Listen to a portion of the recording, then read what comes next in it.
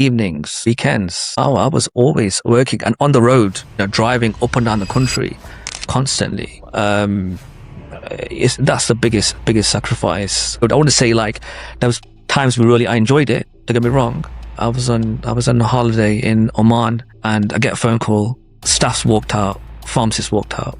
Can you imagine? When you are growing, you have to accept that it's not going to run like when you worked in that pharmacy. I think a lot of contractors, they're amazing pharmacists, and they will squeeze every penny at their pharmacy. But then they think they could achieve that in branch 2, branch 3, branch 4. Now, as you grow, you're going to lose control. And I think a lot of contractors that haven't expanded, they don't want to lose that control.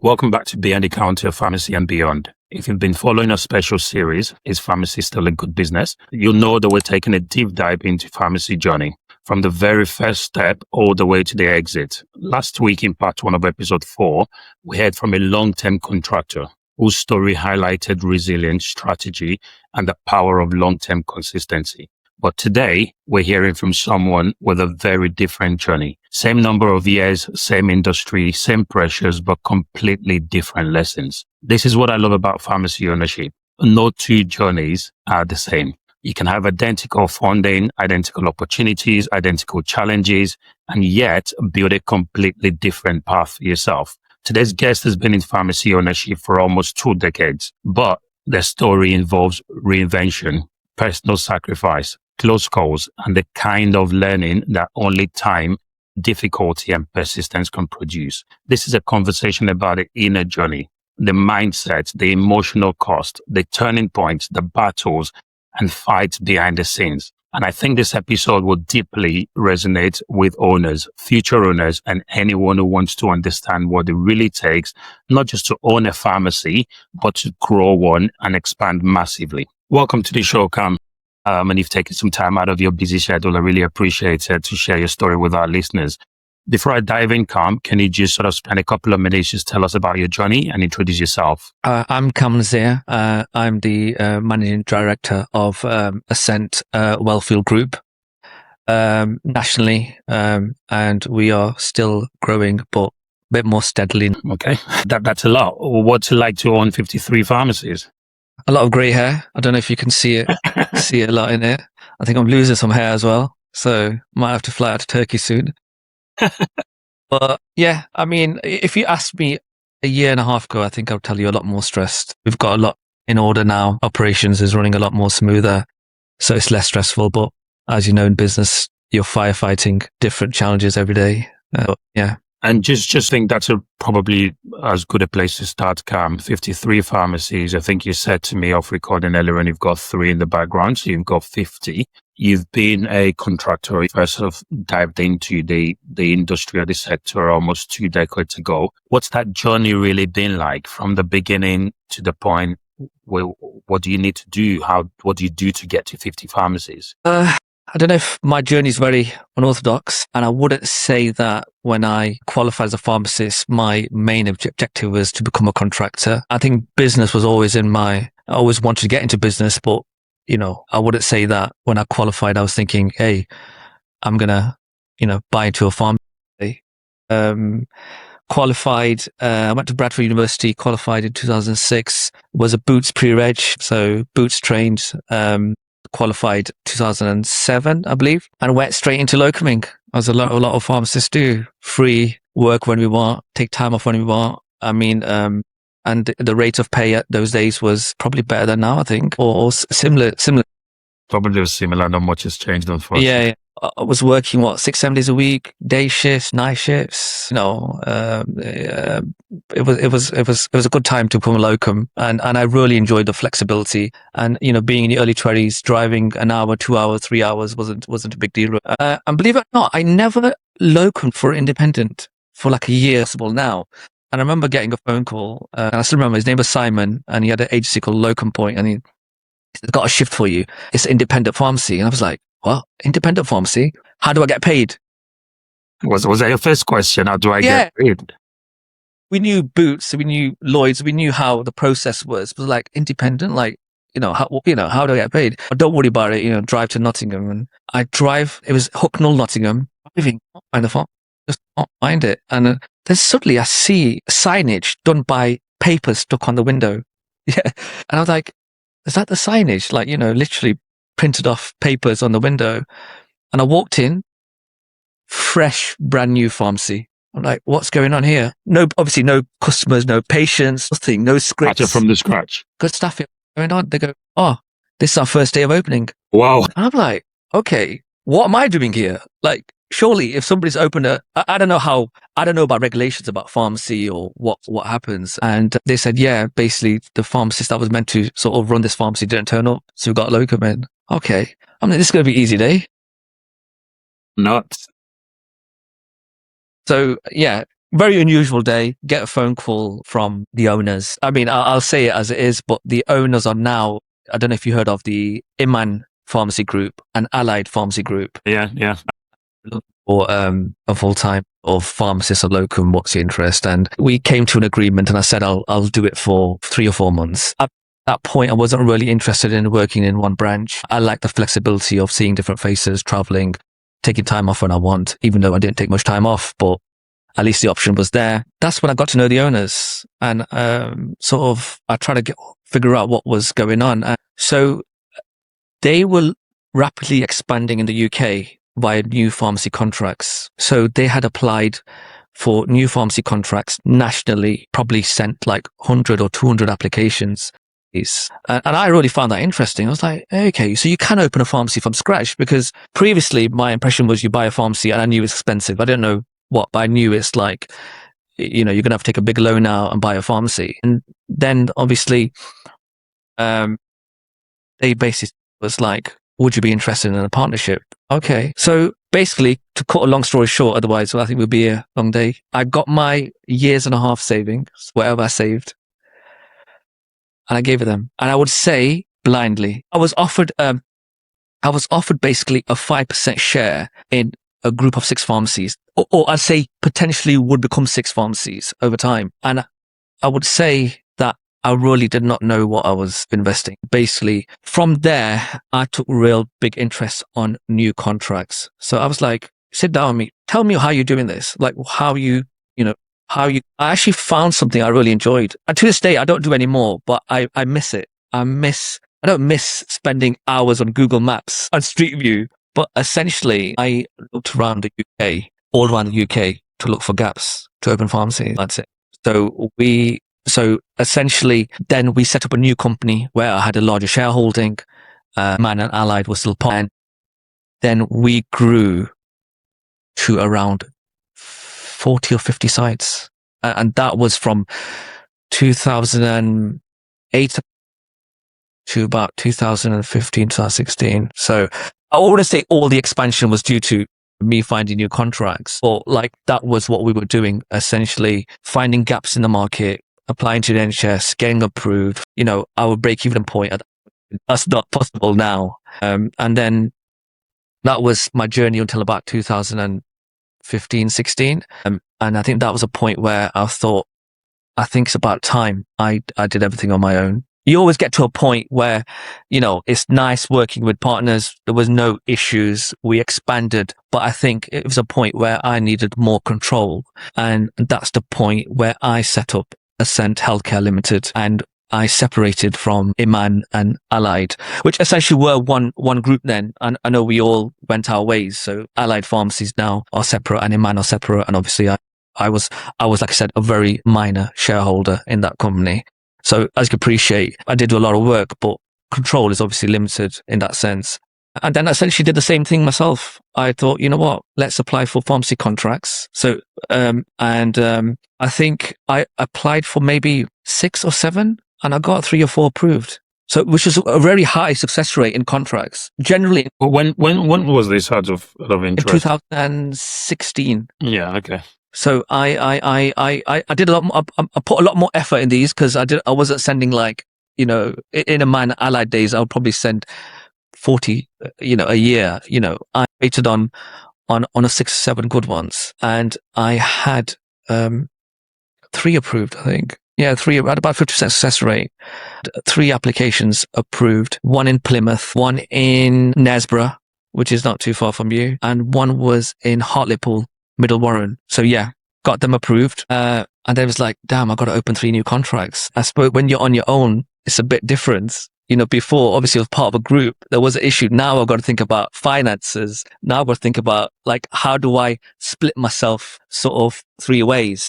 I think what I'd say made it particularly challenging for me is that we, as Imman Allied, we didn't deal with finance. The reason why a lot of partners were involved is it was as investments. Like, the reason why I got involved with Imman Allied, they could have gone to the bank and borrowed the money I gave them, because we sort of didn't go down the bank route. When I separated, I wanted to carry on doing the same thing, thinking, okay, yeah, I've got this far. Sorry, I just want to rewind back a bit. When I separated from Imman, I took that pharmacy, that first pharmacy I went to locum in Hucknall. So as part of the separation deal. Yeah. Like I said, I separated with 1 full pharmacy, and I had 4 or 5 shares in other pharmacies. So I was still a partner in 4 or 5 pharmacies, but in terms of taking 1 pharmacy, it was Nabs Lane, the original pharmacy that I locumed in, and to this day I still have that pharmacy. But yeah, so that was the company that I put Nabs Lane Pharmacy in, and that's where I applied for these contracts. So I don't know if you know much about new contracts. Once you got them approved, you have 15 months to open Up, yeah. And 3 months you can extend it, but like after that you lose a contract. So like, I have to open these. Plymouth was number 1, and I couldn't find a unit. So just to give your listeners a bit about contracts. So when you apply for a contract, you don't need to specify an exact address. You can say this locality needs a new pharmacy, and they'll ask for an estimated address. So you can sort of say between number 10 and 50 of X Street, the vicinity of number 6 or whatever, 5 miles of this. I mean, you can't write a massive radius, because otherwise then you could end up opening too close to another pharmacy. So when I applied for these contracts, I didn't have any units. It was just based on the need for the pharmacy. And the Plymouth one that we got granted, there's no unit available. So I'm panicking now, and I'm sending letters out, knocking on doors. Eventually, an estate agent goes, yeah, I'll give you my unit, but you have to buy it. And I'm like, okay. And I think it was 200 odd thousand. I'm thinking, I need my savings to open the pharmacies. I can't spend it on this. And I don't want to get finance. What do I do? So in between this period, I was doing a bit of wheeling dealing. So if I would buy a pharmacy cheap and I would sell it, we would do that. And if I could make some profit on it, it's fine. And I had actually met up with another gentleman, Mitesh Patel. He owns Medicine Clinic. I think it's a group of 12 pharmacies in Southampton. You probably want to get him on at some point. You can sort that for us. I'll sort that. And I had sold a pharmacy to him.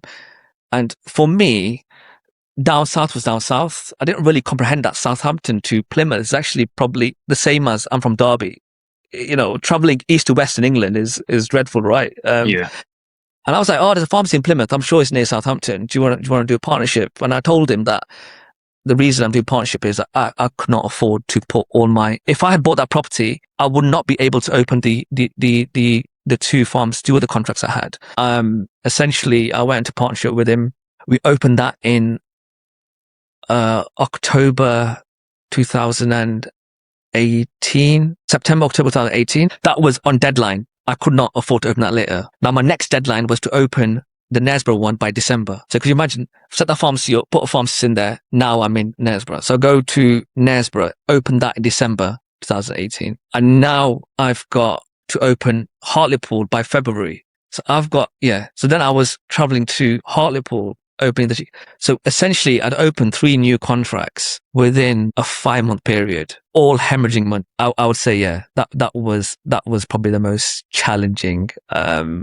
Yeah, I mean that's a very compelling journey that you've got there, and I think this is the beauty of what we do on Behind the Counter. It's about sort of sharing real stories, real business lessons, and I think your story is unique to you. And there's loads you've sort of said in there, but just to sort of unpack it in bits. I mean, you seem to have a pattern, and you mentioned you didn't want to take a loan. So is that something for anyone listening to this, sort of wanting to start out? Is that sort of a red line for you? Would you rather get partners in, give away equity rather than get money from the bank? I'm a Muslim, and Islamically, we are not allowed to deal with finance. And I would say that when I joined the Iman Allied group, that was their sort of mentality as well. Sort of, look, we're not going to deal with finance. And I'm not trying to paint myself as super religious or anything like that. But I'd say that when I separate on my own, I was like, I want to carry on how I started off. Like, it's got me this far. If you look at pharmacy, what's the biggest challenge to get the first pharmacy, right? I mean, I don't know what the average pharmacy UK costs, probably what, 700, 800,000? I mean, yeah, about that on average. Let's be real. Nobody's going to have that money to buy a pharmacy, right? So because I had done my journey, because I'd put a small investment in, which was my savings, I had applied for new contracts. So my equity was grown by new contracts. So when I separated from Iman, I'd already got to number one anyway, without no loan. That's the hardest bit, right? Getting the first one is the hardest bit. I had that benefit. So I was thinking, I can get to 2, 3, 4 without it. And so was it more challenging? Oh, of course. It would have been so easier for me to buy the property in Plymouth and on my own.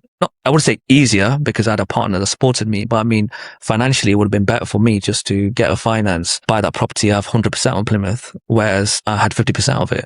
But, we could go back to it. I do think that at times it was more difficult, but I look back and think, it's one of the best decisions I've made. The people I've met, who I worked with, and I think I've been quite a risk-taker in business. And I think if I had finance and the bank suddenly said to me, "Oh, Cam, we lend you X amount," I probably would have bought a lot more pharmacies. But I think we're in the current market, to be honest with you. I mean, you mentioned being a risk-taker there, Cam, and I think I made a note here when he said he applied for 3 contracts, 6 contracts, and he got 3 in Plymouth, Nesborough, and Hartlepool. And I'm thinking, you must be you either don't know the geography of the country, or you're just a proper risk taker, because it's just, that's like 3 different. What was that like? I mean, you've touched on it briefly.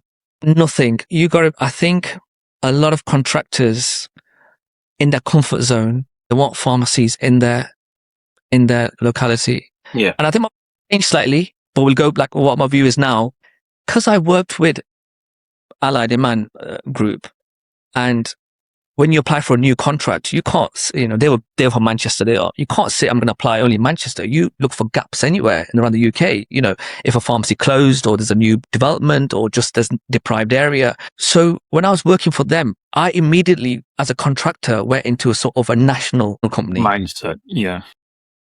So distance didn't matter. Yeah. It was never like, that's in Plymouth or that's in Hartlepool. I feel like that now because I don't want to drive 4 hours. But that point in my life, it didn't matter in that sense of local. That's the other thing as well, though. I mean, and maybe this made a difference, and you can tell me in a minute. But if you're going to have a pharmacy on the other side of the country, and you've got a partner down that way, then absolutely fine. You've got somebody who you can trust and who's reliable, who can run it. Was that the strategy, or did it not matter? Have you got pharmacies in places that are 4 or 5 hours away from home, and you didn't have partners and you just have employees in there? Yeah, that is the case now. You see, when we are seeking partners now, we are always looking for partners that will work in that branch. Mm-hmm. Yeah. Does that make sense? But that first partnership in Plymouth, I had no choice. I needed investment. Yeah. It wasn't about, I did not have the finances. I did have the finances to open that pharmacy and buy the property, but I could not open the other 2 contracts with that. So essentially, I would say that partnership with Mitesh was different to our recent partnerships, because I think that was a pure financial, I need the money. Otherwise, if I don't open that contract by September, October, it would lapse. And I don't know if just give you information. When a contract lapses, yes, you can reapply. Number 1, you're not guaranteed to get it granted again because you might have a different board, a panel meeting. Number 2, anyone in the UK, any pharmacist can apply. Because once it's lapsed, and I knew there were pharmacists or consultants out there that would have a diary system, and they would wait for that contract to lapse, and then they would submit an application. And all they got to do is, if they have hours, then, or if they get a unit secured, they would get it. Doesn't matter. And for me, it was like, do I risk losing that contract, or do I just get investment partner in? But yeah, I would say my geography in terms of Southampton and Plymouth, I did think, I don't think it's that far, but it was probably, I think it took Mitesh 3 hours and it took me 3.5 or 4 hours. So there wasn't much difference in that sense. But yeah, that I would say it was my sort of journey is, number one is with Iman Allied. Number two was the new contract side. And that was a tough side in terms of cash flow. Cash flow was very tight. So my wife's a pharmacist. So at that time, she was working in Knaresborough. I was working in Hartlepool. We were staying in Premier Inn in Thirsk, which I don't know if you know, it's in between. In the morning, I would drive up Hartlepool. She would drive up to Chain Lane. She had 0 staff. I needed 1 staff. I can't work on my own. But she could work with no staff. But we did not have no staff. We didn't have staff because we couldn't afford to pay for a staff. Were these 100-hour pharmacies, all 3 of them? No. Standard hours. Pharmacies, I mean, 100-hour pharmacies, there was no regulation, right? You could open anywhere. And these are 40 where we actually fought, for the application. We had to, prove to the NHS that there's a gap. Everyone had a challenge. I mean, Plymouth had a challenge because we couldn't find a unit. Knaresborough was straightforward. A unit was available, nice and easy. It was a corner shop. Mr. Patel, lovely guy to deal with, nice and able. Hartlepool, again, massive challenge. When I applied for the contract, there was a takeaway available. I was like, amazing, got a unit available. But obviously, I couldn't risk securing the unit in case the contract didn't get granted. But the contract, I went to Hartlepool. Guess what? It's Domino's. I'm thinking, and there's a Domino's, a betting shop, and Sainsbury's. Yeah. Domino's not going to give up their site. Sainsbury's going to give up the site. The betting shop was like, mate, we make a lot of money here. We are not going to give up our site. Again, what do I do now? And believe it or not, there was a small piece of land next to the Sainsbury's. I did my research, found out who the owner was, contacted him. A very old gentleman. He's like, I'm not bothered. If you want that site, you apply for planning, you get planning granted, and we'll talk. So I had to apply for planning with my cost for that space. But the other option was the contract, yeah. Did you build on that site then? I got the planning, and then I rang him. I got your planning now. Can I have? By the way, he's not agreed a lease now. He's not agreed what the lease terms will be. Yeah. Bit of naivety, bit of desperation, I'd say. Then he's like, you need to build it now. What do you mean? He goes, I'll pay for it. You find me a builder and you build me the unit. Me with no experience at all. I'm there now, getting quotes from builders, sending him quotes and saying, like, I'm like his his agent. Project manager. Yeah. Project managed to build. And at the end he goes, okay, I'm going to charge you this rent, which was okay. But he could have at the end said, by the way, I want double the rent. But he did, he gave me, I would say, reasonable rents. But that's what I had to do to open that unit, is to actually build that unit for somebody else just to get that contract open. And that was stressful. And I opened that on deadline day. Yeah, well, you seem to. I thought I was last minute, but you seem like you can beat me to it quite easily. So I've got to ask this question, Cam, because you mentioned Allied Pharmacy Group earlier on, and if I'm correct, they're involved in a huge, massive acquisition at the moment, aren't they? And I know my listeners will want to know this, because in business, sometimes you look back, you look forward, and you look at where you think, okay, we should have done that. I'm not sure how the decision to move on from Allied came about, but do you ever look back, or have you ever looked back and thought, I wish I still stayed with them, because now they're growing to be whatever it is they're going to be now? Do you have any regrets at dropping the partnership? Not a bit. Generally, not a bit. It was the freedom of making decisions and you want to go is so much more important to me. And nobody has said this recently, but even when I first separated, at the time, it obviously not as big sale as did recently. They did sell probably 100 pharmacies or so. And at that point, they only sold to preferable buyers. I think sold to Boots, Allied. I think I purchased one. Anything, the bigger you are, the connections you have, you buy. one of the guys in Man once sat down with me and was like, "Oh, do you regret leaving? Look, we've now grown to this much and you're still at one." And I was like, genuinely, no, I'm happy for them. We still talk. I was on the phone to the managing director of Iman, Zubair. I was on the phone to the managing director of Allied, Sohail, yesterday. You know, we still talk. Don't get me wrong, the split wasn't easy. With any split, it wasn't easy. It wasn't easy. But no, No regrets at all. I would have no regrets if my branch list was 5 or 6. And that's fair enough. It's not about money. It's not about that kind of growth. It's feel a lot better running out my own operations. So in terms of your operations, then what early mistakes did you make that still shape you today? In the early days, and you sort of talked quite a bit about your journey, but if you could pick one thing, maybe two, that you felt, okay, it still haunts me till this day, what would that be? I think trying to do everything. There was a point I had no choice to do everything because I couldn't afford to employ anybody to help support me in that sense, and trying to micromanage everything. I think I got to a point where we grew to have 5 or 6 pharmacies. I was still doing everything. I think I should have probably built up a bit more of a structure early days that would have helped the growth, because when we went to our massive expansion 2 years ago, we did not have nothing. In COVID, I was working from home. And so when I always thought, I could do with help here, I could do with hiring a couple of admin staff. And I'm thinking, yeah, but I'm working from home. That means that I'll have to get an office and I'll have to hire staff. And, I got in that comfort of waking up, having a coffee, sitting down on a computer. I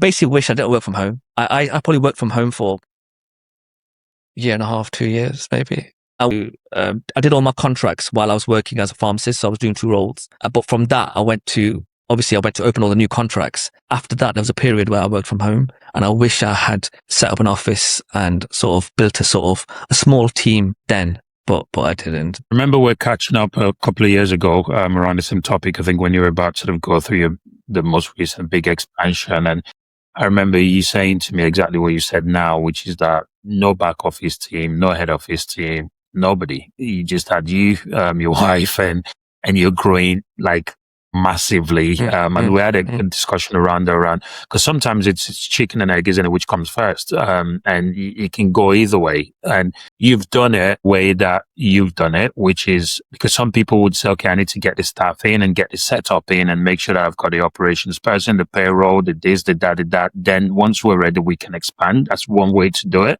I don't think there's a right or a wrong way, but from what you're saying, am I right in assuming that you're saying you wish you'd done it that way around rather than the way that you've done it?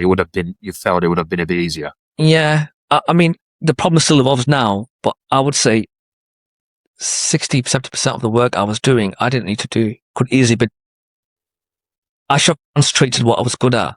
Yeah. But instead, I'm doing payroll. I'm looking for locums. Yeah. But believe it or not, I still do some of that now. I am getting better. But I'd say it's definitely one of my weakness that I need to step away. But what I found, the only way for me to step away is step away completely. Well, they always say find what you're good at and build on it. And I think that the real success or the mark of a good leader is the people you've got around you. And you can't do it by yourself. And I think you sort of built to that stage. Over the past decade or so, I mean, you touched on yourself and your wife in the premiering in Thirsk, and that sacrifice. Just sort of moving on to the personal cost of ownership now. And this is the bit that most people don't see. I mean, you've sort of talked about all the things you've been up to. And a lot of people might see, 53 pharmacies, the nice cars, maybe the nice house or whatever. And people are thinking, oh yeah, I just want to be that.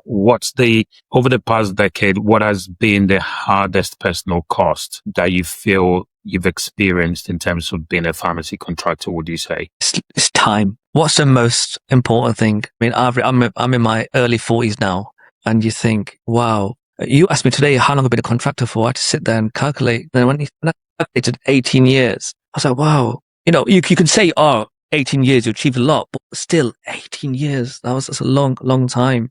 And I think that there were times there, I think when you're dealing with operation difficulties and cash flow difficulties, that's the biggest stress.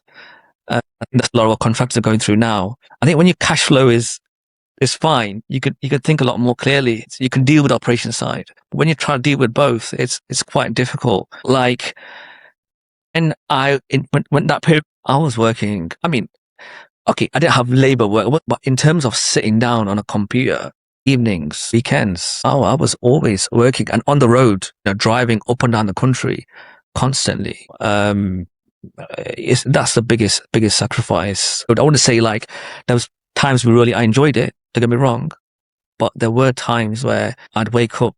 I still remember I was on a holiday in Oman, and I get a phone call. Staff's walked out. Pharmacist walked out. Can you imagine? You're sitting there, beautiful scenery, and I'm sitting on my phone. Or what did he do? Did he just close the message and just carry on enjoying the scenery? No, I do that. Somebody will deal with it. But at the time, there was nobody else to deal with it. One of my brothers was involved at the time as well, but he was studying at university. It was depending on how free he was at that time.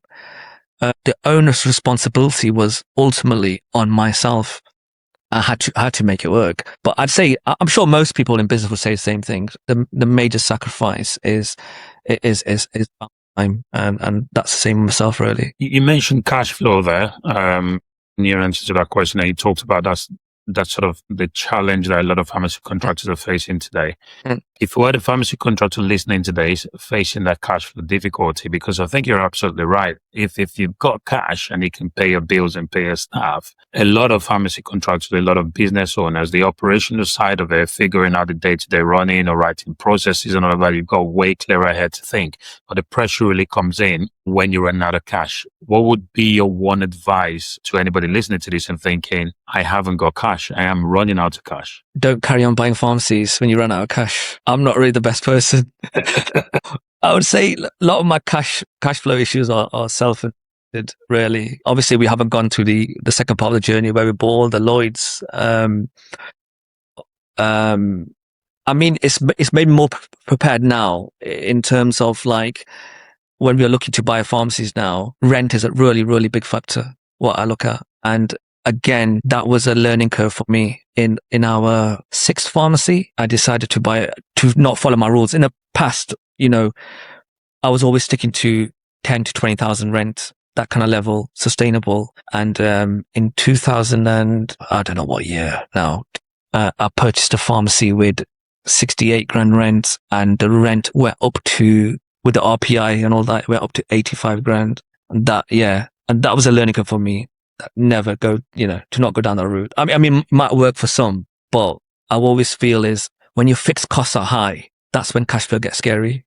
When your fixed costs, your rent's low, your rates are low, it's a small unit, you got low utilities. If the business goes down, I mean, all you got to do is reduce staffing, and that will solve it. But when you've got high fixed costs like rent, rates, utilities, and other bits, reducing staffing won't make you profitable if you lose business. Or, I mean, in our most pharmacy case, not lose business if the NHS keeps paying you less and less. But yeah, I'd say that was a quite important lesson for us at pharmacy 6 or 7, I can't remember what number it was. And it was an important lesson when we bought the Lloyds. I think if I hadn't had that sort of lesson in that pharmacy that we bought in Middlesbrough, then maybe I would have been a bit more risky in buying the Lloyds. I would have thought, 60, 70 grand rent, we can do it. Because there were a lot of opportunities that get really cheap with high rent. But I think that was a lesson learned, really. I think that's sort of becoming a pattern, because in the last episode, I spoke to a different contractor, similar number of years in business as yourself. And one of the key things they picked out as well was the rent and the RPI versus market rate increase or clauses in the leases. And I think that was a really good lesson as well. And similar to what you're saying, I think it's really, really important, the rent bit. A lot has changed in the days where we used to get practice payment and establishment payment. You could have ridiculous rents because that effectively paid for it. But it's really interesting that you're saying there around the rent as well, which I think I do agree with is a really, really key part. So sorry.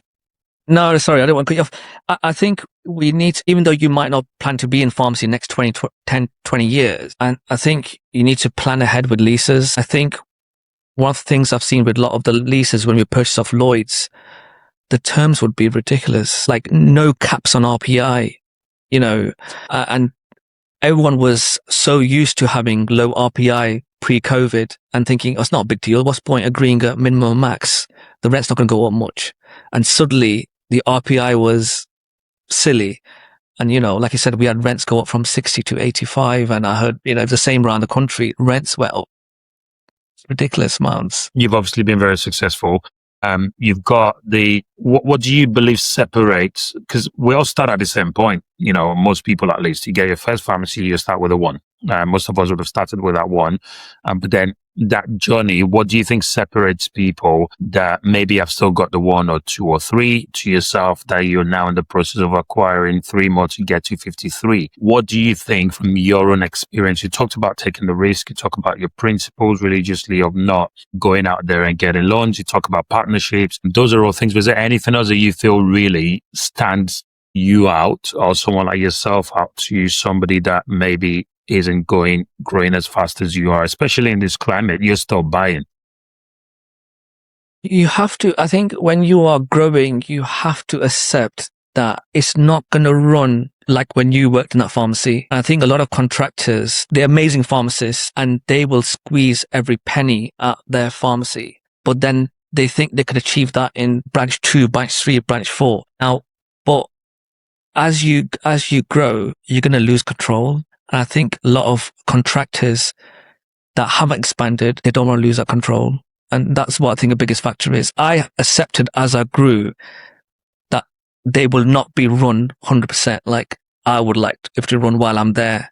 As much systems as you can put in place, nobody's going to run that business as yourself. I've met farmers and they've said, I'm going to run it like it's my own. And I'm not undermining them. That's what they believe. But until you put your money in that business and your heart in it, you can't. I'm a firm believer is that, when you put your own finances into a business, you will work differently because you have to make it work. And one thing back to the contract stage, it was exciting looking for the contracts. It was exciting getting the unit. It was exciting doing the shop fit. But that first day you opened, it's scary feeling because it's exciting. You get the signage, you design the leaflets, all your shelves are clean. And I remember sitting there on the first day opening and sitting there thinking, is this going to work? Is somebody going to come in? And I think I was quite lucky that all them 3 contracts, and go back to the contracts, all those 3 contracts grew quicker than expected months.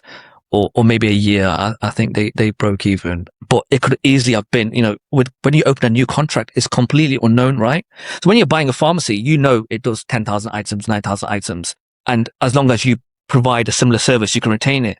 As a new contract, what is the potential of it? So you do not know the growth. You can't say, when you expect to break even. You just don't know. It's a brand new business. They all grew. I mean, some grew better than the others, but they all grew, which was fine. And then obviously, we expanded from there. Yeah. And talking about the new contracts, I remember with our very first contract as well, we opened from scratch, and I've told the story in previous episodes. Basically, it was a 100-hour pharmacy. We're open 16 hours a day, and we dispensed just one single item in 16 hours. Omeprazole 20 milligram capsules, 2 boxes, sort of stuck in there. I'll never forget. I can relate to that feeling, and I think every single contractor that started from scratch can, because it's different. Like you say, you can acquire one, and that's your next number of thousand items a month. You know that's going to make money from day one. It was making money the day before you took over. You tweak things a little bit, but yes, I have been through that period of what is going on here. What am I doing? But I think when it grows, then yes, you look at it and just sort of of looking at this, did you ever reach a point? I know you mentioned flipping pharmacies previously. Did you ever reach a point where you felt this is not for me, and I just want to walk away? No. When I say we flipped a pharmacy, it was we probably bought that pharmacy thinking we've got it at a good price, we can make some money on it. That helped with the cash flow. But no, I've been to sort of stressful times thinking, why have I got to this stage? But I've never sat there and thought, let's just sell. No. It's probably because some contractors have gone into other fields, commercial property and other bits, stuff like that. The only business I have done is pharmacy. It's all that I know. Sitting there and smiling and thinking, I think maybe we all need some sort of therapy or part of something, because again, the contractor I interviewed in the last episode used exactly the same phrase. Pharmacy is what I know. And I think that is it. And there's a lot to say to that, because when you look at the challenges that we're facing as pharmacy contractors with the over tariff items and the category M's and the clawbacks, it almost sort of makes you think, is it happening because majority of pharmacy owners are pharmacists and that is all we know? Because when you get, and I don't know if you'd agree with this or not, but if you get somebody that isn't a pharmacist, right, a pure investor or a finance person, yeah. I know what you say. To pharmacy, look at it and think, no, I'm gone. This doesn't make sense. But I think there is that element, like you say, it's not just a business to us. It's a passion. It's what we do. It's what we know. We're pharmacists first before business owners. We care massively about our patients. And I'm pretty sure for you, just like me as well, we care massively about the patients. The community becomes family. The staff becomes family. And every decision you make, you're basically then thinking, if I want to walk away, who's it going to impact? And I have come across contractors that have sold, and they're so concerned about what's going to be like after they move on. So they want to make sure they're choosing the right people, because they've built a relationship and a level of sort of care with our community. And I think it's really interesting you say that. But yes, pharmacies, all we know, we're pharmacists. And here's a follow-up question, actually, think of it. Do you think that in itself can be a recipe for success in pharmacy when you know there's nothing else, there's nowhere to go, so this has got to work? I know you mentioned it earlier and saying that if you invest in a business, it has to work. But similarly, if you've got no backup option, does pharmacy have to work? Do you think that's driving success in some way? Is that driving success in a roundabout way? Because we don't have a choice. It has to work. We have to make it work. Yeah, I think I agree to that. For myself personally. Yeah. When I say have I given it thought to go into other businesses, I've given it thought, but I wouldn't say it's serious thought. It's just like, I don't know, paddle courts. I've started playing paddle. I know because telling me it's such a lucrative business. I'm thinking, that would be so much less stressful. No red tape. I keep going to a paddle court and counting there's 12 courts, so they all full, trying to calculate how much money is made. I'm thinking, could you imagine? No red tape, 3 members of staff, no stress. But I think as pharmacists, as being contractors, I think we know it's a stress. It's all we know. And it's always been the same. Like since I've been a contractor, it's always been getting worse. So I know you speak to some old contractors and they remind you of the good old days, back in the 90s and stuff. But, all we've known is cuts to our payments every year. 4 or 5 years. Deeper cut. Your question, but I just want to go back to something about, you were saying something about an external person looking at pharmacy investments. Got offered a group of 7 pharmacies a month ago, turnover 7.5 million. They wanted 5.5 profit for the group, 300k. Anybody listening to this are thinking pharmacy owners or millionaires are running around. There you have it. Please repeat those numbers again, Qammar. Turnover 7.5, they wanted 5.5. So I deep dived into it a bit more. And I said, okay, let me look into this. Because the thing is that pre this year, we've never bought a pharmacy from like Christie's or Hutchins. We've all off market. This, buying off, agents is new to us. I was like, can I have a call with you? Because I don't understand this P&L. And he's probably thinking, 50 pharmacies, what do you don't understand this P&L? I go, explain to me how this pharmacy is potentially making 100k. So because I've got it as it makes 30k. He's like, yeah, but if an owner operator buys it, he won't take a wage, so he makes 100k. I was like, wow, that's the spin to make that pharmacy desirable. And that's the spin that's going to be given to the banks to loan people to buy the pharmacy. But how is that even possible? The bottom line is, the way I look into pharmacies, you put pharmacist wages in there, and that's the money it makes. They were saying if it's an owner operator, he won't take a wage, so it'd make 100k. But then if you weren't an owner operator, you would locum or work for somebody and make 50, 60, 70k. But then it was new to me. I was like, so if you deep dived into it, the profitability was even worse than what they said. But the way they've taken the pharmacist wages out of all the pharmacies, saying that we're going to push these pharmacies to owner operators, not to groups. And that's how we're going to get the most value from the pharmacy. But yeah, So I talk about this a lot as well. I think there was a full episode I did about the exact same thing. And I think when you look at pharmacy valuations, I talked about how, you've got to get your pharmacy to a point where a pharmacist's wages can go in there and you can still make profit. Until you're at that point, whatever profit you're making is just smoke screen, quite simply, and a lot of pharmacy contractors do this. We look at private services, we jump into it. We're like, yeah, we're buying that vaccine for £10, we're charging £20. That's 100% profit. No, it isn't, because you've got to sit in there for 20 minutes, half an hour and carry out a consultation before you eventually put that needle in a patient's arm. But what you're not doing is you're not factoring in your own time, the cost of your time. And I think as pharmacy contractors, we do that quite a lot.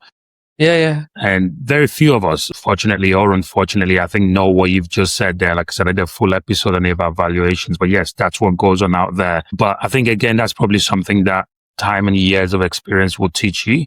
Because if you're a first-time buyer going into this, you have nobody to speak to. You would be on the phone to Christy and Co. or whoever the agent is, and their job's to sell pharmacies. It's not that they're advising you incorrectly. I think that information is true. If it's an owner-operator that's going in and they choose not to take wages, then it's profitable.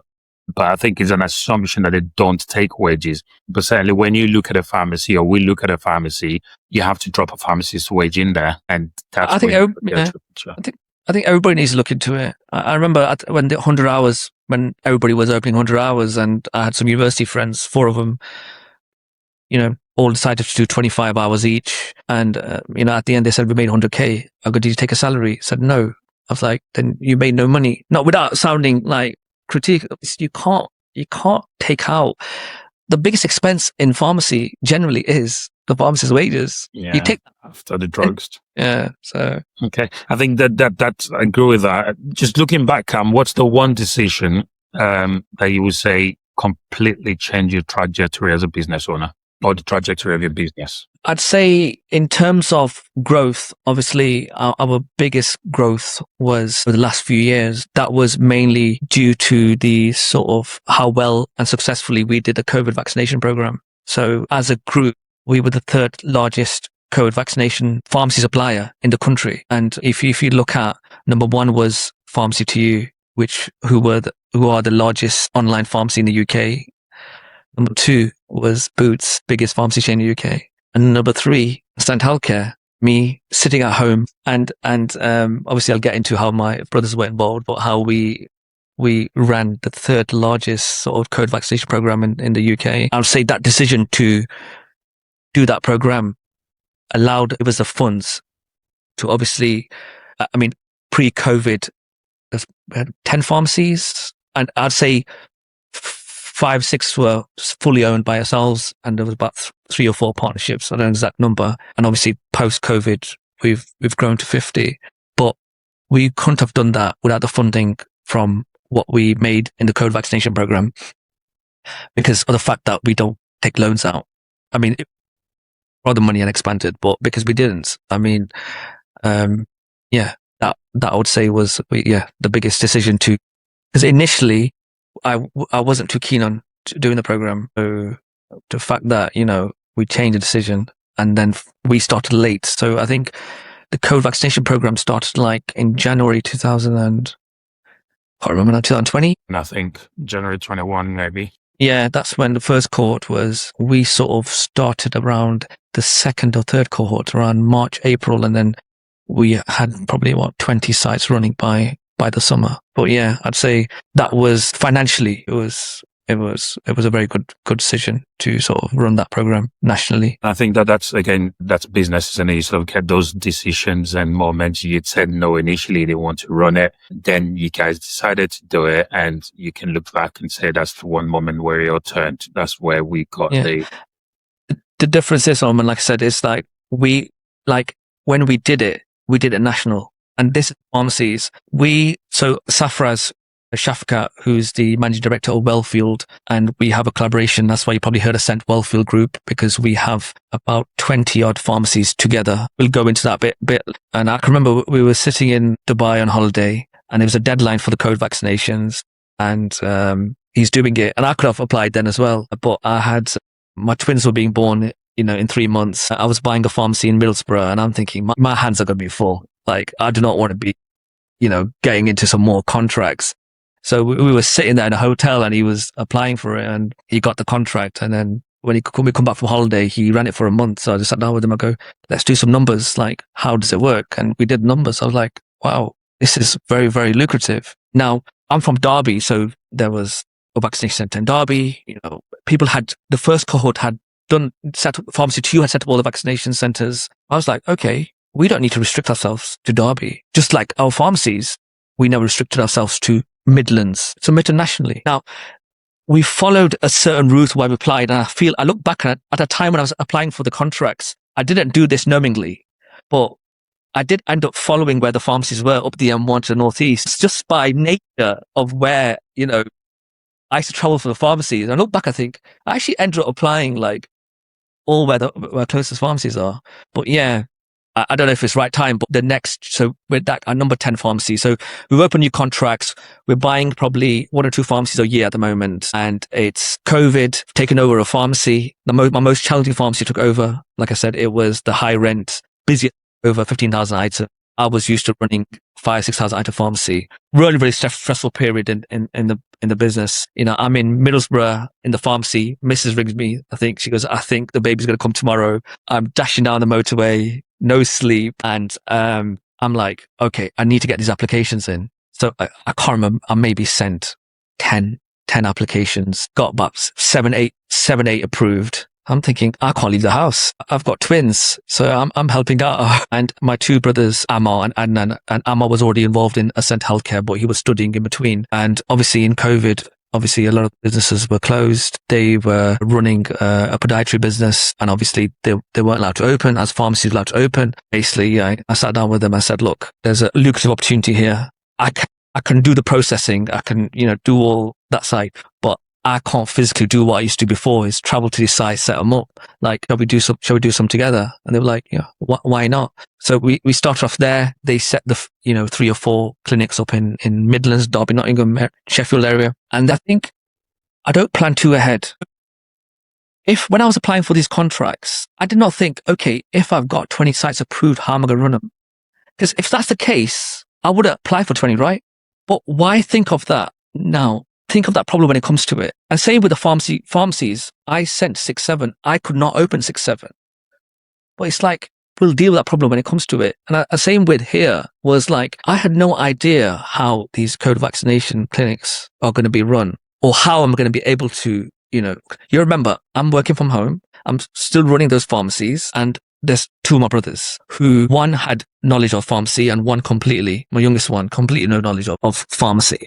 I'm like, can you do this? And they're like, yeah, let's do it. So they set up the first few, and then I'm like, now I'm going to I need to open my clinics in, let's say, Sheffield. And I'm thinking, you know what? Instead of getting more partners, they've done a good job here. Why not we do it? I rang them up. Look, yeah. And I'm like, okay, Northeast, should we do them all together? So we actually ended up doing them all as a family. We were, yeah, and then one of our business partners in part of the group, Safraz, he was from Welfield, he was running his clinics nationally as well. We both had the same drive, and I would say we're competing. We were egging each other on. Like, yeah, I'm running, X amount of clinics. How are you doing? Like motivation, like positive motivation, not competition. And we, for the next 2 years, we ran the largest sort of vaccination program, in the UK. And I say to you, that was just 3 brothers. That's it. Everybody else was part-time employed, like self-employed. It was a proud moment. I mean, like, even now I go on farm data, and I think we've gone down to number 5, because obviously now that COVID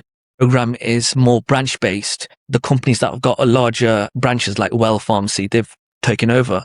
But I think even right now to this day, we're like 4th or 5th. Go down over time because we don't run the offsites, and we've got 50 branches, whereas Well have got hundreds, and Roland's, and they've got hundreds of branches. But it was a very stressful, very demanding, but it was very lucrative. You talk a lot about partnerships, and whether it's partnership with people you don't know, with friends, obviously with your brothers. And so far, it seems like, every partnership that you've been involved in, which appears to be a core part of your success, has been great. Have you ever had any partnerships that's gone wrong? My viewpoint is now, I think when I was in my 20s, partnership was more, I mixed friendship with partnership. So it like, you know what, it'd be nice to do partnership with X person, and just because he's a friend. So it'll be nice to get that journey together. But I do feel partnership needs to be on merit, because if it's just based on friendship or relationship, I feel like over time that it could become sour. So somebody once said to me, and I'll say who it was Zubair Malik from Iman. He said, Cam, when you're losing money, partnership's amazing. The problem arises when you make money. And he was right though, because in our pre-group, when we were expanding, nobody was seeing money because we reinvested the money. But when it started making money, that's when the cracks appear. Because look, me and you, Solomon, go into partnership. We lose 10 grand a month. I'm going to be like, oh, amazing. Solomon's got a partner, because at least he's losing 5 grand. I'm losing 5 grand. I'm not losing 10 grand. What are partners when you're losing money? When you're making money, it's like, I could have that 10 grand to myself.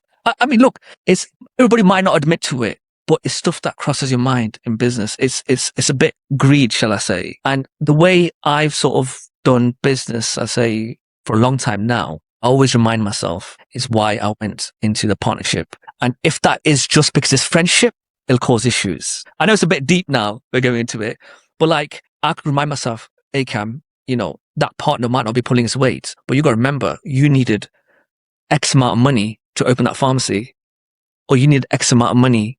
So that was a reason you went partnership, right? You needed someone with certain experience. Some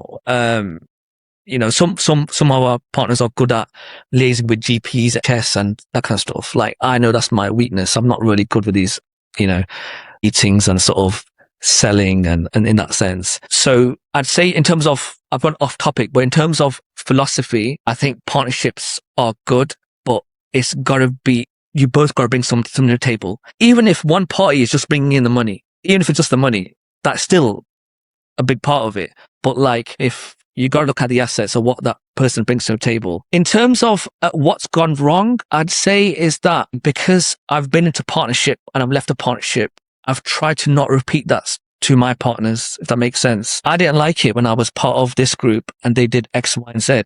So I don't want to do this now. But I'd say what the biggest learning curve in partnership in the last sort of year has been is giving our partners more control. I think sort of, like, I know we haven't talked about it. We do a bit of a partnership program where we can sell up to 50%. And we've got some partners that have bought in 10, 15, 25, 50% of a pharmacy. And their job is essentially, your job is to work in a pharmacy. So that's your role. And our role is to run the head office structure. But I think we were trying to control too much. So, because you got to appreciate is that the partners that are working in the branch, they don't care about the rest of our 49 branches because they don't have a shareholding in there. Whereas us guys, we're trying to make group decisions. To give you a example, we're with EMIS ProScript, which is obviously a long-standing supplier, EMR provider. A few of our partners were like, Titan. I would literally hear it every week. We want Titan. And I would be like, be honest with you, I'd be like, it looks too expensive. It just looks too expensive and I don't really understand it and blah, blah, blah. But my learning is giving our partners more autonomy. So we've now, at the start, what we try to do is we wanted to keep the same processes in all our group. Agreed that is the best way, but we've given in now. Some of our best performing shops are partner shops. We've got a Clive Parade pharmacy in Swindon and he was the top pharmacy first provider. Like, he was doing 2,000 pharmacy first. I used to get a phone call saying, how is he doing it? I go, look, I'm not going to take credit for it because I couldn't do it. But he has built a relationship with every single surgery, every single nurse. Like, he is the most talked about pharmacy in Swindon. Like, genuinely, what he's, as a partner, what he's achieved there is absolutely incredible. I'm not just saying Asim, I just mentioned him and there's other partners that have done really well. But like, when I went into partnership with him, we bought that pharmacy at 5,000 items. I go, yeah, you might get to 7.5. He's doing 14,000 items, 2,000 pharmacy first. But what he's created there is literally, if you go on reviews, Facebook, not a bad word to be said, that pharmacy. But even though he was achieving so well, I was still trying to control. Like, no, because we're rest of shops, you got to stick with EMIS. Because we use a certain delivery app, you got to stick by it. And I think yeah, obviously it's not good as a company structure to have the main thing, what everything will say to you is streamline the processes. But I think we've had to accept that 10% of our branches, and they are partner branches, will be run slightly different. We've had to give in, but it's given the partners more autonomy. They feel more of a partner, because one of the feedback, we sat down after a year of partnership and said, are you guys happy? Are you sad? They go, look, we don't feel like partners because we're not allowed to make certain decisions. We know Titan will work for us because of X, Y, Z. We know that the delivery app that you use is not good enough for us. So yeah. So yeah, that's sort of in terms of bad partnerships, I think we've ironed out, and I always say this, we accept where we're wrong as well. And I think that's quite important, is that, some of these branches, we don't like, some branches I've not visited for like 2 years. And then you're trying to, and then you got to trust the pharmacist there saying, look, trust me, I work here, I know the patients, I know how it works. But yeah, all my advice is that partnerships, try to agree an exit plan before you go into a partnership. Because I think trying to work out an exit plan when you're in it is a lot more difficult. So that's my advice would be, is that it might sound negative because you're going into a new business venture and you're like, oh, why should I bring up exit plan?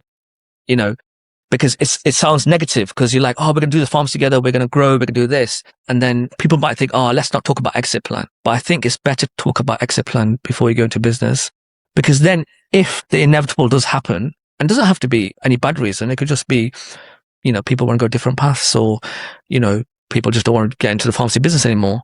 But if you've already agreed the exit plan, it's quite straightforward. Okay, exit plan. What was the exit plan? Exit plan is that we will market the pharmacy, get a valuation, or we give you first refusal. That's the fairest way, right? You want to exit, get pharmacy valued £1 million. Do you want to buy it, or shall we buy it? No, both not interested. Sell it. You're interested. I'll sell you my share, vice versa. So I'd say that's one of the pitfalls that you can avoid, is agree an exit plan. I think it's really interesting hearing you speak there, Qammar, about partnership and your partnership program. And I can resonate with what you're saying around you say that your preference would be to run everything exactly the same because it is easier. It's probably arguably more cost effective. You have one website versus 50 websites or 40 websites to manage. But I think it's interesting that way, if you've got partnerships and they want to feel a part of it, then you've almost sort of considered that, it doesn't have to run the same way. And I think that's really, really interesting to see that. In terms of your partnership program, then obviously that's sort of what you're doing now. You've talked about sort of going into partnership on merits. And is that, how do you choose your partners? Do people approach you? Do you have a locum that comes in and doing regular shifts and they're really good? And then do you approach them? How does it work with the partnership? I mean, now it is, go back to when we were purchasing at Lloyd's, when we had run out of our own funds. At that point, it was like, if somebody's got funds to get a partnership, we'll take them on. So it depends on the timing. Now, that our cash flow is fine, we could be a bit more selective. So through LinkedIn posts, through locums that have worked for us, we interview them, speak to them, see what their long-term objectives are. And I think the part short-term, we're not looking for partners that, let's get into a business, let's work for a year, and we'll put a locum there. Yeah, we're a bit more selective. I think overall, we've had some, I do not know what they've achieved, because I know I couldn't achieve that, passionate pharmacists. If there's somebody listening to this, Cam, who's interested in talking about partnership or wants to learn more about what you've done and how you've done it, how can they get hold of you? I think email's the best way to get hold of me, really. It's cam@ascenthealthcare.co.uk. That's all one word. But yeah, if I don't reply straight away, I normally get back to somebody within a couple of days. But yeah, that's probably the best way to get hold of me, really. Thank you very much for that, Cam. I'm sure there will be loads of people listening to these that will want to sort of delve into a bit more of your experience. And that's why the podcast is there, to sort of get people to get the advice and help so they don't have to go it alone like certainly I did. And anybody we can bring on to be helpful and share some tips, or a tip or two, we would always look to do that. What's the one advice you'd give to them about pharmacy ownership? I mean, based on my own experience, it's probably might sound bad if I'm saying don't overanalyze. I do think a lot of people don't go into business because they overanalyze and overthink about it. And, I'm not saying go blindly into a business. I generally went into my first venture. I did not about pharmacy business. I got offered a share. I based it on They seem like trustworthy partners. Let's go for it. I'm not saying go that blind, because I had people say to me at the time, you probably lost your money. I can't believe you invested in this. I had a lot of criticism, and, even my father, who never went into business, he was like, I remember him saying to me, when you buy a property, you get deeds and stuff. Like, what have you got? Like, you signed on a piece of paper. It was okay. That was my first investment. That was my savings for a year and a half, I think it was. Yeah, it was that amount. He was like, what have you bought? Like, show me. And then he couldn't comprehend that you don't own the property. I don't know, it's old school Asian mentality. He goes, so you own that pharmacy. Who owns the property? I'm like, oh, the landlord. And be like, oh, so you don't own the pharmacy? Okay, yeah, I own the business. To be honest with you, I still don't think he grasped that part. He doesn't understand that it's not really that worthwhile for us to buy the property, because we'd rather put that into pharmacy. But I think anybody going into it, take some advice of people that are in the pharmacy business. You don't need to overanalyze, because I think overanalyze and then you miss opportunities. A lot of opportunities now in the market, you got to look at it. A lot of the opportunities are corporate sales, right? That's a lot of the opportunities right now. And with them, it's take it as you buy it as you don't give you much information in corporate sales. They won't give you the profitability, right? They'll just give you the turnover, living costs, rent, lease. And if you don't make a decision, somebody will take it. I think you got to, what they say, I know it's cliche in business terms, move fast, take risk. And I think that's always what I've done, is I've moved fast and take risk. Definitely nowhere near most knowledgeable in pharmacy business. Definitely.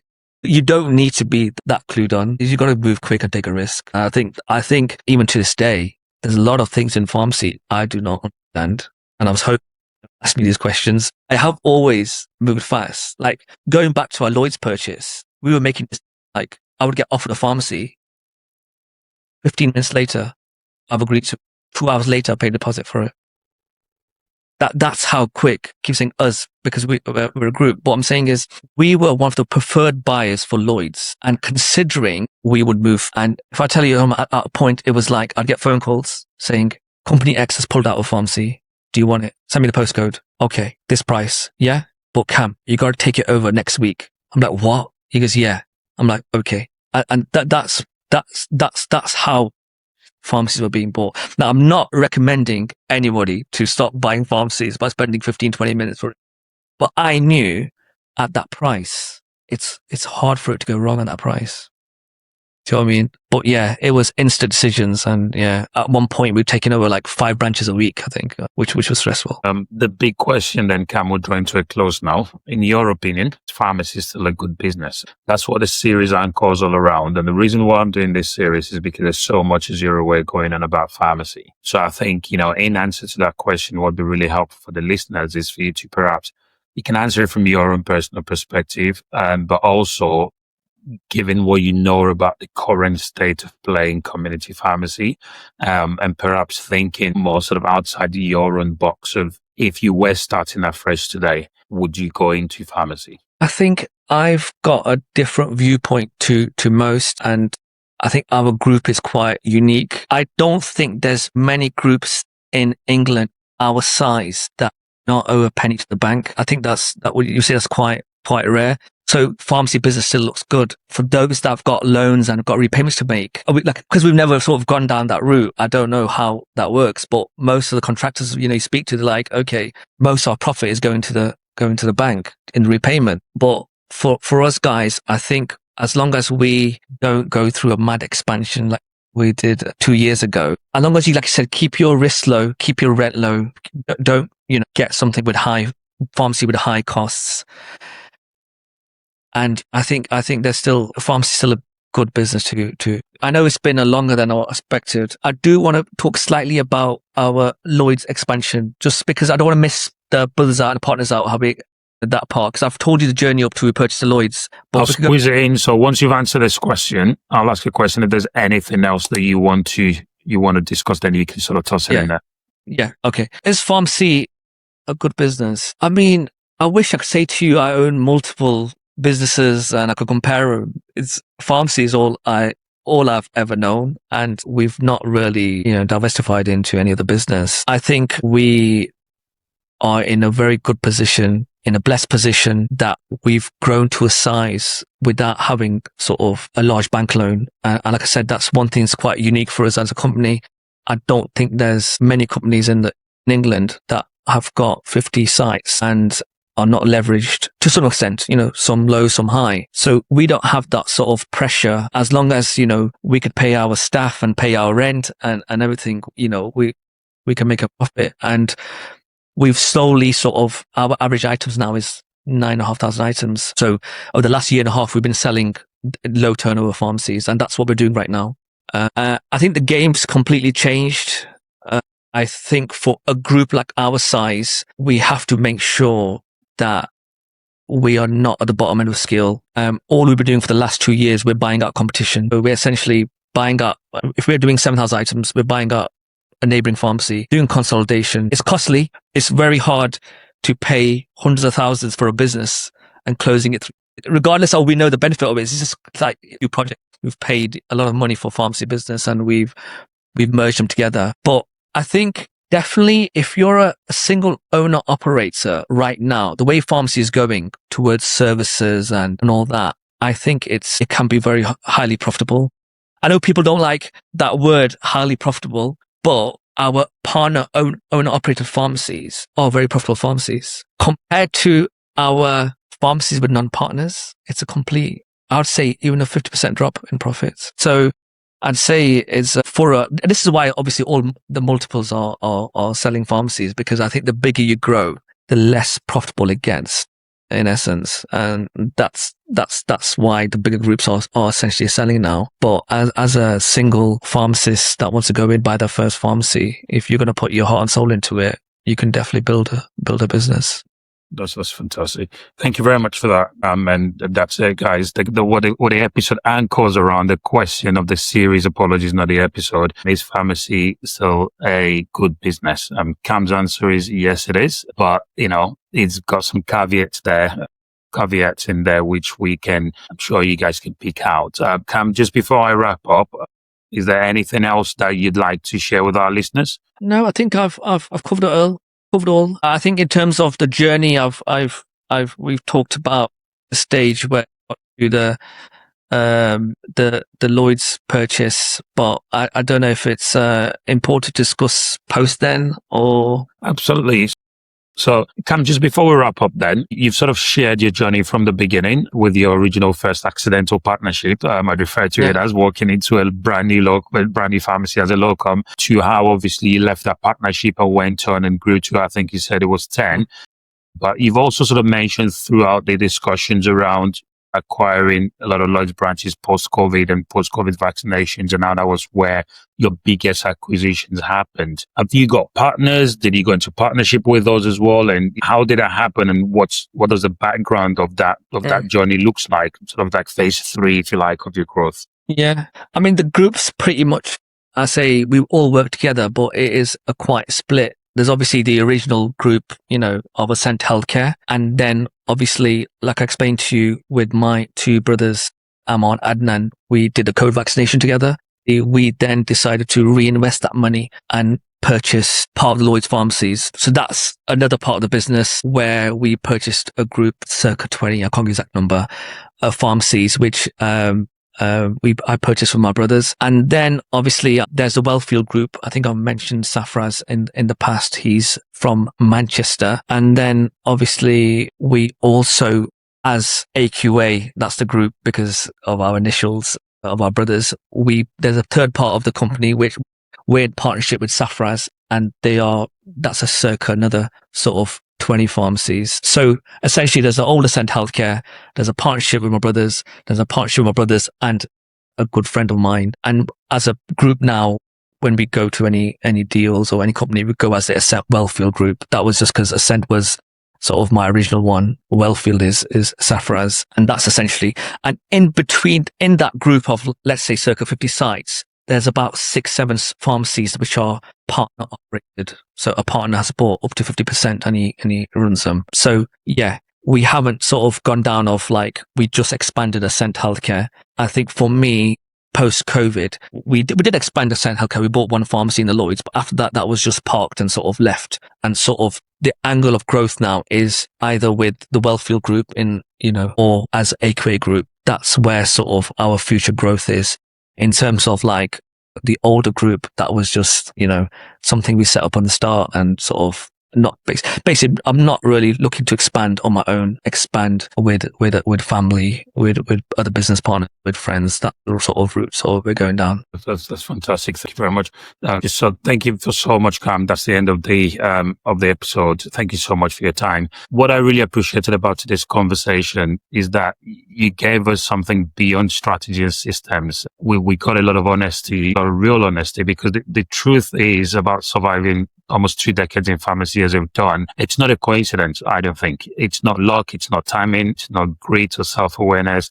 It's literally that painful lesson that shapes you, the emotional cost that no one sees.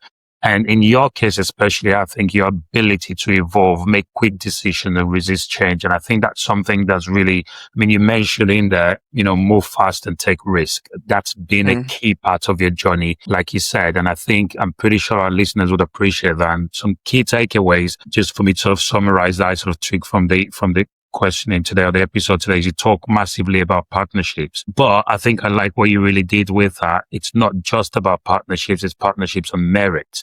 And you need to literally, plan for the exit at the beginning. It's an easier point, and I think that does make absolute sense.